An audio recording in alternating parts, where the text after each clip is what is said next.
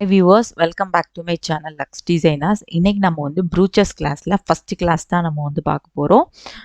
இது வந்து பார்த்திங்கன்னா ஒரு சிம்பிள் டிசைன் தான். எப்படி நம்ம அதை வந்து ட்ரா பண்ணி நம்ம வந்து ஸ்டிச் பண்ணுறதுங்கிறத நம்ம வந்து பார்க்க போகிறோம். ஃபஸ்ட்டு நம்ம வந்து ட்ரா பண்ணி பார்த்துட்டோன்னா அது நமக்கு கொஞ்சம் ஈஸியாக இருக்கும் அந்த ஸ்டிச்சஸ் வந்து கொடுக்குறதுக்கு. அதுக்கு வந்து ஃபஸ்ட்டு நம்ம வந்து பார்த்திங்கன்னா tube bead, long tube bead வந்து எடுத்துக்கலாம். இதில் வந்து இந்த மாடலுக்கு வந்து நம்ம ஸ்டிச் பண்ணுறதுக்கு. அதுக்கப்புறம் டேப்லெட் பீடு வந்து எடுத்துக்கலாம். அதுக்கப்புறம் கொஞ்சம் sugar beads, golden colour sugar beads வந்து நான் வந்து எடுத்திருக்கேன்.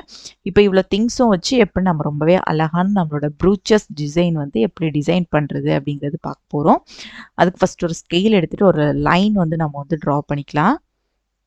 ஸ்ட்ரைட் லைன் வந்து போட்டுக்கலாம். ஏன்னா வந்து இந்த டிசைன் வந்து பார்த்தீங்க அப்படின்னா நம்ம ஸ்லீவில் நெக்கில் ஒரு பார்டர் மாதிரி கொடுக்கும்போது ரொம்பவே அழகாக இருக்கும். இப்போ நான் வந்து ட்ரா பண்ணுறேன் பார்த்துக்கோங்க. இப்போ நம்ம வந்து சரிவாக ஒரு லைன் கொடுக்குறோம். அதோட சென்டர்லேருந்து மேலே, அதுக்கப்புறம் அதுக்கு லைனுக்கு கரெக்டாக சென்டராக வர மாதிரி இந்த மாதிரி சரிவாக லைன் நம்ம வந்து கொடுத்துட்டே வரும். நல்லா பாருங்கள். அந்த லைனை வந்து சென்டராக வச்சு நான் அடுத்தடுத்து லைன்ஸ் வந்து ஈக்குவலாக ஃபஸ்ட்டு வரைஞ்ச லைனுக்கு ஈக்குவலாக நான் வந்து வரைஞ்சிருக்கேன். இப்போ நம்ம வந்து இதில் வந்து நம்மளோட டியூப் பீட்ஸ் வந்து வச்சு பார்க்கலாம். இதில் வச்சு நம்ம வந்து பார்க்கும்போது உங்களுக்கு வந்து புரியும். நம்ம வரையும் போது கொஞ்சம் உங்களுக்கு வந்து புரியாத மாதிரி இருக்கும். டியூப் பீடு வந்து வச்சு காமிக்கும்போது உங்களுக்கு ரொம்பவே அழகாக புரியும். எப்போவுமே இந்த மாதிரி ஸ்ட்ரைட் லைன் போட்டுட்டு நீங்கள் வந்து மார்க் பண்ணிங்கன்னா உங்களுக்கு ஈஸியாக இருக்கும். சரிங்களா? இப்போ நான் வந்து டியூப் பீடு வச்சு காமிக்கிறேன். நம்ம டியூப் பீடு சென்டர்லேருந்து அடுத்த பீட் நம்ம வைக்கணும். இப்போ பாருங்கள், சென்டர் வர மாதிரி நான் கரெக்டாக வச்சுருக்கேன். அடுத்து வைக்கும்போது சென்டரில் வர மாதிரி கரெக்டாக நம்ம வச்சுக்கணும். கரெக்டாக இருக்கா? இந்த மாதிரி தான் இந்த டிசைன் வந்து வச்சு பார்க்கணும். கொஞ்சம் கன்ஃபியூஸாக இருந்த மாதிரி இருக்கும் உங்களுக்கு. ஃபஸ்ட்டு ட்ரா பண்ணும்போது அப்படி இருக்கும். ஃபஸ்ட்டு ஒரு லைன் வச்சுட்டாலே அடுத்தடுத்து நமக்கு ரொம்பவே ஈஸியாக வந்துடும். பாருங்கள், ரொம்பவே அழகாக கரெக்டாக வந்திருக்கு. நம்ம வந்து இதே அளவில் நம்ம வந்து ஸ்டிச்சஸ் வந்து கொடுக்க போகிறோம். ஸ்டிச் பண்ணும்போதும் அப்படி தான் கரெக்டாக வச்சு பார்த்து தான் நம்ம வந்து ஸ்டிச்சஸ் கொடுக்கணும். இல்லைனா இந்த அளவு வந்து நமக்கு கரெக்டாக வராது.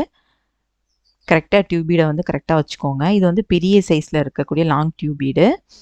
கரெக்டாக அந்த சென்டர் வர மாதிரி வச்சுக்கோங்க. வச்சுட்டு இப்போ ஒரு எட்ஜில் வந்து நீடில் வந்து கொடுத்துக்கலாம்.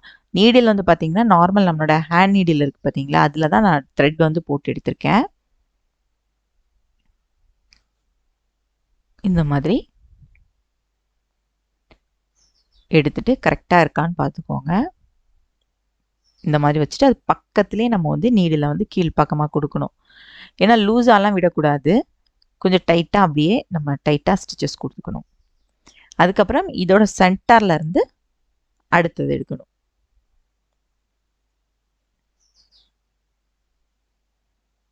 எடுத்துட்டு அடுத்த டியூப் பீட் வந்து கொடுத்துக்கலாம். அதோட சென்டர்லேருந்து அடுத்த டியூப் பீட் நம்ம கொடுக்குறோம்.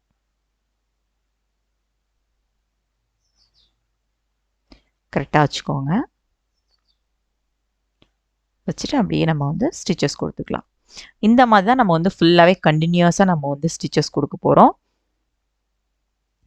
இப்போ நம்ம வந்து ஃபுல்லாக முடிச்சிட்டோம். இதோட சென்டர் நம்ம இப்போ கொடுத்தோம்ல, அதோட சென்டர்லேருந்து த்ரெட் எடுத்துட்டு அடுத்த டியூப் பீட் கொடுக்குறோம். அதோட லைன் வந்து பார்த்தீங்க அப்படின்னா நமக்கு வந்து ஈக்குவலாக இருக்கணும். நம்ம கீழ்ப்பக்கம் கொடுத்துருக்கோம்ல, அந்த லைனுக்கு கரெக்டாக வர மாதிரி வச்சுக்கணும். இதோட அந்த பேரலாக நமக்கு வந்து கரெக்டாக இருக்கணும். கோணலாக இருக்கக்கூடாது. அதான் சொன்னேன், ஒரு லைன் நம்ம வந்து ஸ்டிச் பண்ணிட்டாலே போதும்.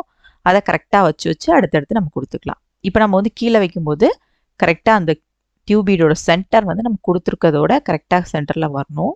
அதை வச்சு பார்த்துட்டு நம்ம வந்து ஸ்டிச்சஸ் கொடுத்துக்கலாம்.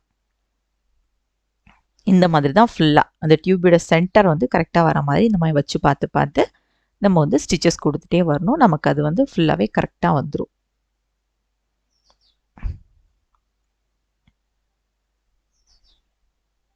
பாருங்க, அடுத்து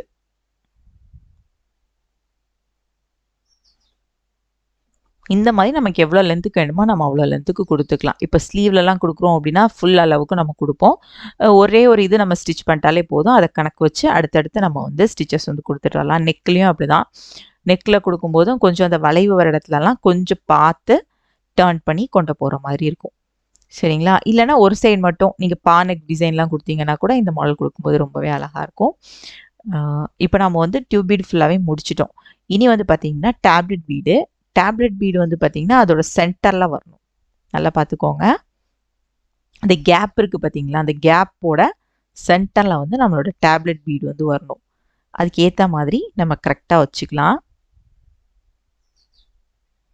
இந்த மாதிரி வச்சு நம்ம ஸ்டிச்சஸ் கொடுக்கணும். நான் வந்து வச்சு காமிக்கிறேன் எப்படி இருக்குது அப்படிங்கிறது. நம்ம வந்து இதே மாதிரியே வச்சு நம்ம வந்து ஸ்டிச்சஸ் கொடுத்துக்கலாம்.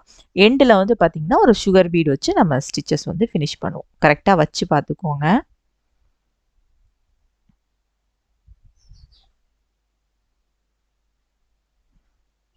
கரெக்டாக டேப்லெட் பீடுக்கு உள்ளாடி கொடுத்துக்கோங்க.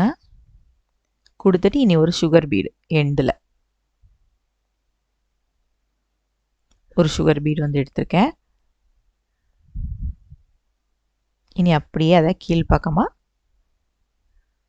கொண்டு போய்க்கலாம். கேப் இருக்கக்கூடாது, நெருக்கமாக ஸ்டிச்சஸ் வந்து கொடுக்கணும். சரிங்களா? இது வந்து ஃபுல்லாகவே நம்மளுக்கு ஹேண்ட் ஒர்க் தான். ப்ரூச்சஸ்னாலே நம்ம வந்து ஹேண்ட் ஒர்க் தான் பண்ணுவோம். நம்மளோட க்ரியேட்டிவிட்டியில் நம்ம எவ்வளோ மாடல்ஸ் வந்து க்ரியேட் பண்ணலாமோ அந்த அளவுக்கு நம்ம வந்து பண்ணிக்கலாம். நிறைய திங்ஸ், நிறைய மெட்டீரியல்ஸ் நம்ம வந்து இதுக்கு வந்து யூஸ் பண்ணிக்கலாம்.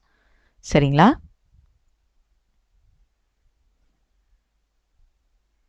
இந்த மாதிரி ஃபுல்லாக நம்ம வந்து அந்த கரெக்டாக அந்த கேப்போட சென்டரில் டேப்லெட் பீடு வரணும். எண்டில் ஒரு சுகர் பீடு வரணும். இந்த மாதிரி வச்சு நம்ம ஃபுல்லாகவே ஸ்டிச்சஸ் கொடுத்துக்கலாம்.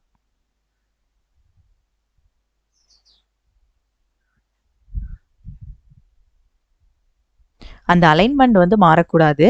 ஒரே ஈக்குவலாக இருக்கணும். ஒரு பீடு வந்து ஒரு இடத்துல நம்ம ஒரு அளவில் கொடுக்குறோம் அப்படின்னா எண்டு வரைக்கும் அதே அளவில் அந்த அலைன்மெண்ட் வந்து மாறாமல் இருக்கணும். அப்போ தான் ஃபினிஷிங் வந்து நமக்கு ரொம்பவே நீட்டாக கிடைக்கும். சரிங்களா? ஒன்று ஒரு சைடு தள்ளி இன்னொரு சைடு தள்ளி அந்த மாதிரி வரக்கூடாது. இப்போ நம்ம சென்டரில் பண்ணுறோம் அப்படின்னா எண்டு வரைக்கும் சென்டர்லேயே தான் அந்த பீடு வந்து நம்ம கொடுத்துட்டே வரணும்.